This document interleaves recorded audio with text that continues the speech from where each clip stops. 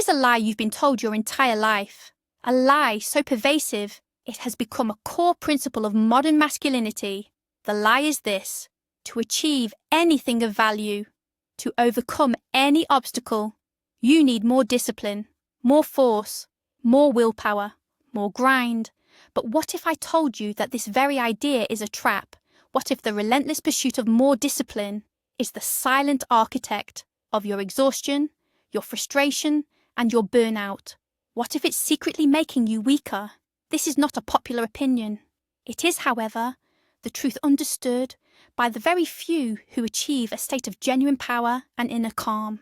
Today, we don't just expose the lie, we replace it with the Stoic framework for effortless strength and unbreakable resilience. Stay with me, because what you are about to learn will permanently change the way you see your own power.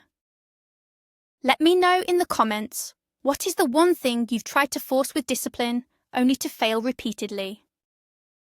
Look around you. The world screams for your attention. It demands your energy. Social media, the news cycle, the endless pressure to perform at work, to be a better partner, a better man. The default response to this overwhelming pressure: to tighten your grip, to double down. You tell yourself, I just need to be more disciplined. I need to wake up earlier. I need to work harder. I need to ignore the fatigue. You treat your mind like a disobedient animal that must be whipped into submission. This is the brute force approach. You might see short-term results. You might push through a tough week or a difficult project. But it is a fragile system. It relies on a finite resource, your willpower. And when that willpower inevitably runs out, you don't just fail. You crash. You burn out. You are left feeling defeated, believing the problem is that you weren't disciplined enough. This cycle is the modern man's prison. A prison built with the best of intentions, but a prison nonetheless. The Stoics knew there was a better way. Not an easier way, but a smarter one. A way that builds strength instead of just spending it. On the tyranny of brute force willpower. Let's be clear about what we are deconstructing. The modern idea of discipline is about resistance. It's about fighting your impulses, your desires, your fatigue. It's an internal war. You are both the general and the enemy soldier. This is an exhausting and inefficient way to live. Think of it like trying to hold a beach ball underwater. It takes a constant, massive amount of energy. The moment your focus wavers, the ball shoots to the surface. Your bad habits, your procrastination, your emotional reactions, they all return with a vengeance. This isn't strength. It's a constant, draining struggle. The man who relies solely on this kind of discipline is always one bad day away from total collapse. 2. The Stoic alternative. Intelligent design over brute force. Now let's introduce the Stoic framework. The Stoic does not seek to win a war against himself. He seeks to eliminate the need for the war altogether. His discipline is not one of resistance, but of alignment and design. Instead of holding the beach ball underwater, he simply lets the air out. The problem is resolved, not with force, but with wisdom. He redesigns his environment, his mindset, and his routines so that the right actions become the most natural ones. This is the difference between a man who fights his urges daily and the man who has structured his life so those urges barely arise. One lives in a state of constant tension, the other in a state of prepared calm. 3. The operating system, the dichotomy of control. How do you begin to implement this? It starts with the foundational principle of all Stoic thought, the dichotomy of control. You must relentlessly, ruthlessly separate what is within your control from what is not. Your brute force discipline fails because you waste 90% of your energy on things you cannot influence. Other people's opinions, the economy, the traffic, whether your boss is in a bad mood. The Stoic focuses his entire energy on the 10% he can control. His judgments, his responses, his actions, his choices. This is not a passive act. It is the ultimate strategic allocation of resources. You stop trying to punch the ocean and instead, you learn to build a better ship. 4. From willpower to why power. The man running on willpower needs a new reason to get up every morning. He needs motivation, Hype, a shot of adrenaline. The Stoic-aligned man runs on why power.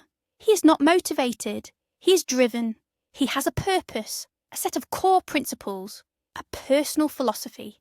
His actions are not isolated events he must force himself to do. They are the logical, inevitable consequence of who he has decided to be. He doesn't force himself to go to the gym. He goes because he is a man who values his physical health as a foundation for his mental clarity. The action is an expression of his identity, not a war against his laziness. 5. Engineering your environment for effortless action. Let's make this practical. The brute force man tries to use discipline to not eat junk food. He keeps it in his house and wages a tiny, draining war every time he opens the pantry. He usually loses.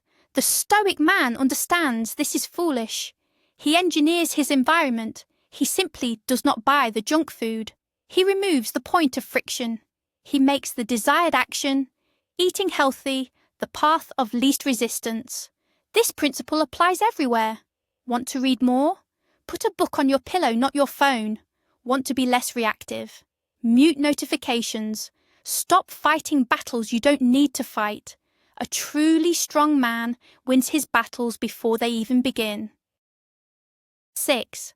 The myth of the unemotional man. A common mistake is to confuse the Stoic ideal with being an emotionless robot. This is a profound misunderstanding. The goal is not to suppress emotions. That is just another form of brute force resistance. The goal is to not be controlled by them. An emotion is just data. It's a signal. The untrained man is a slave to this data. Anger arises, he lashes out. Fear arises, he hesitates. The Stoic man observes the emotion. He asks, is this based on a correct judgment? Is this within my control? He creates a space between the stimulus and his response. In that space lies his power. He feels the anger, but chooses a calm, rational response. 7. Assent, the decisive moment of power. Ancient Stoics had a word for this. Assent. It is the moment you give your agreement to an impression. Something happens. Your mind instantly generates a judgment. This is terrible. This is unfair. Brute force discipline tries to fight the feeling that follows this judgment. The Stoic challenges the judgment itself. He asks, is it really terrible, or is it just an unexpected event? Does my calling it terrible help me solve it? He withholds assent from irrational, unhelpful first impressions. This is a surgical tool, not a sledgehammer. It's the difference between being a victim of your reactions and the commander of your mind. 8. Premeditatio malorum, the antidote to anxiety. The undisciplined mind is constantly ambushed by reality. The brute force mind tries to power through the shock. The Stoic mind is prepared. This is the practice of premeditatio malorum, or the premeditation of evils. It's not pessimistic, it's strategic. Before a major presentation, he visualizes the projector failing, his mind going blank, a hostile question from the audience. He then calmly plans his response to each scenario. When something actually goes wrong, he is not shocked or panicked. He is prepared. He has already been there in his mind.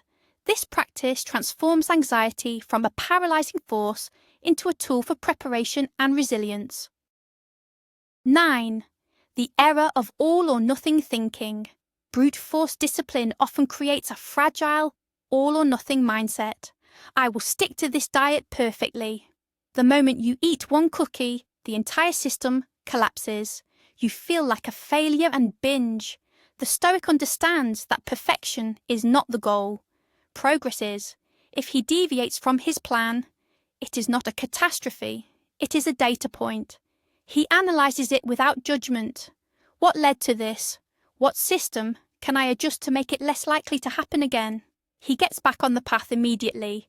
He is not defined by a single misstep, but by his commitment to the journey. This makes him anti-fragile. Setbacks make him smarter, not weaker. 10. Embracing discomfort as a training ground. The modern world teaches you to seek comfort at all costs. This makes you soft. The Stoic, however, voluntarily and strategically embraces discomfort. This is not self-punishment, it is training. He takes a cold shower not to torture himself, but to train his mind to choose a difficult action over an easy one. He practices intermittent fasting to teach his body that it doesn't need to obey every pang of hunger. He intentionally practices small hardships so that when real, unavoidable hardship arrives, his mind is already calloused and ready. He is inoculated against the fragility of a comfort-seeking life. 11. Your word as an unbreakable contract. How do you build this new system? Start with your word, especially the words you say to yourself. The man of brute force discipline makes grand, emotional declarations he can't keep. Starting Monday, I'll change everything. The Stoic man makes small, deliberate promises and keeps them with absolute integrity. He says, I will read for 5 minutes today. And he does it. No matter what. This builds self-trust. Your subconscious mind learns that when you give an order, it will be executed. This internal integrity is the bedrock upon which all greater acts of discipline are built. Your power grows not from the size of your promises, but from the certainty of their execution. 12. The power of the pause. This is perhaps the most practical tool you can implement today. In any situation, before you speak or act, simply pause. Just 1 second. This single second is the gap where Stoic power is born. It is the space between stimulus and response. The reactive man is a puppet on the strings of his environment. Someone insults him, he insults back. He receives bad news, he despairs. The pause severs those strings.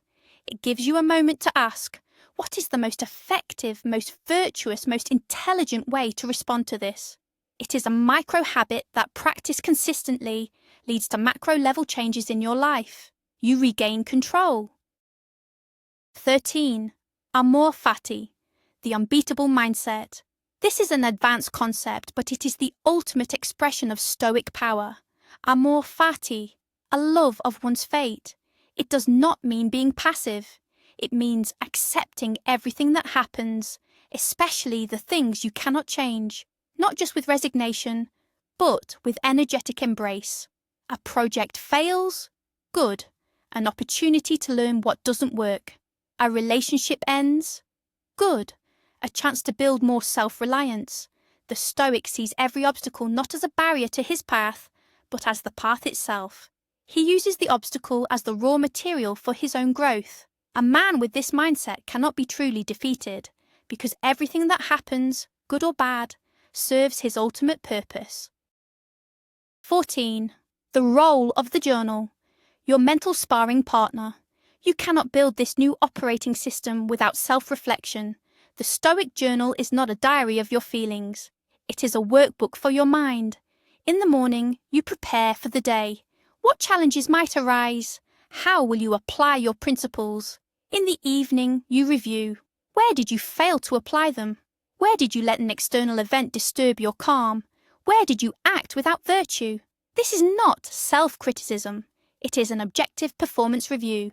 You are the strategist, analysing the data of your own life to improve your tactics for tomorrow.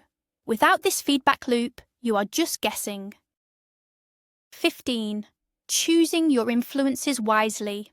The brute force man believes he can consume any media, associate with any person, and simply discipline himself to not be affected. This is pure arrogance. The Stoic understands that you are the average of the inputs you allow into your mind. He is a ruthless curator of his influences. He reads books that challenge him.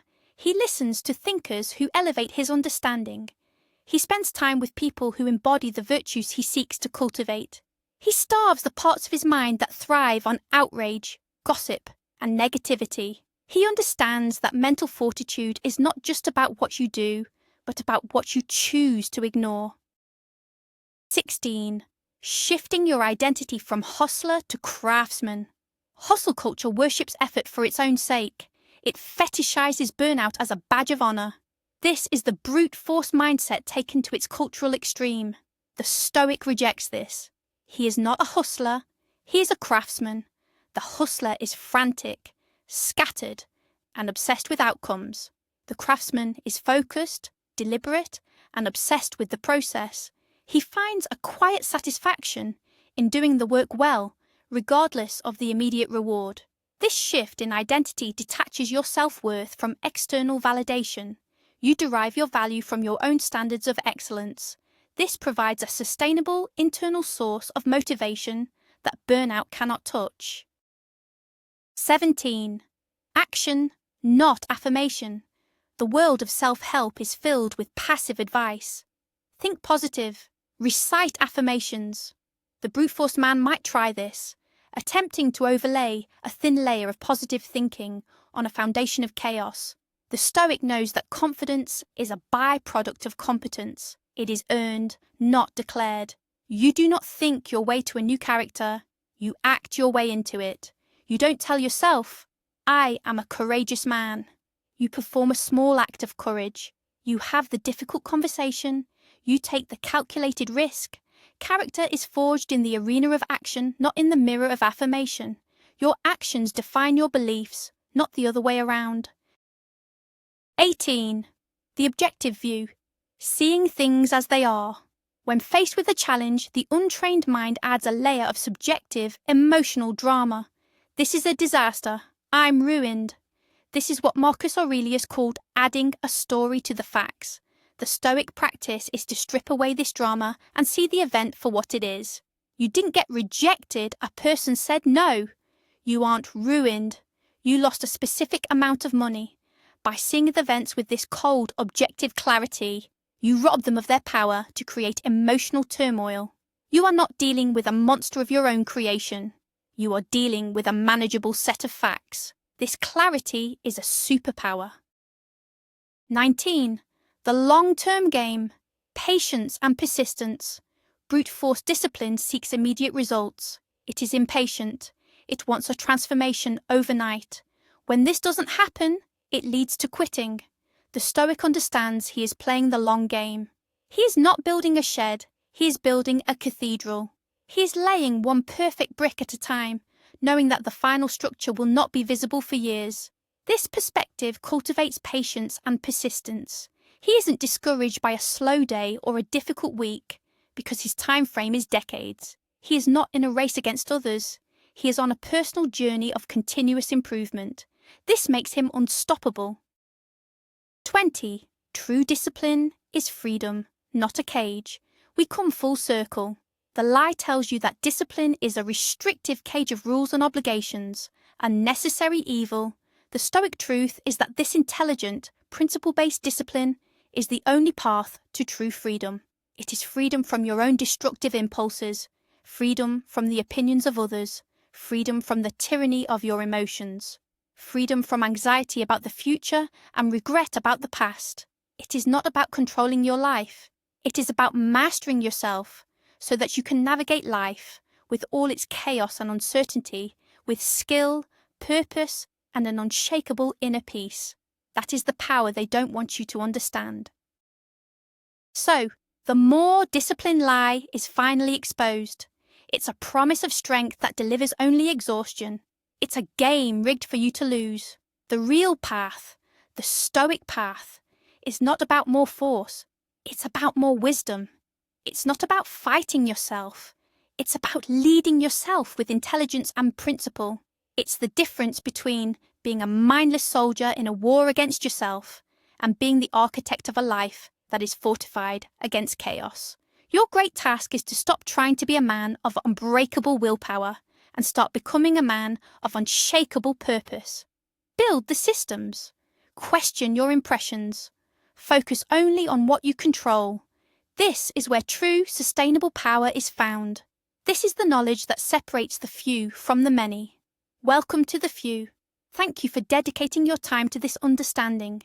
If this resonated, subscribe and join a community dedicated to real intellectual strength. Now, I want you to answer the question I asked at the beginning, but with this new knowledge, what is one area of your life where you will stop applying brute force and start applying intelligent design?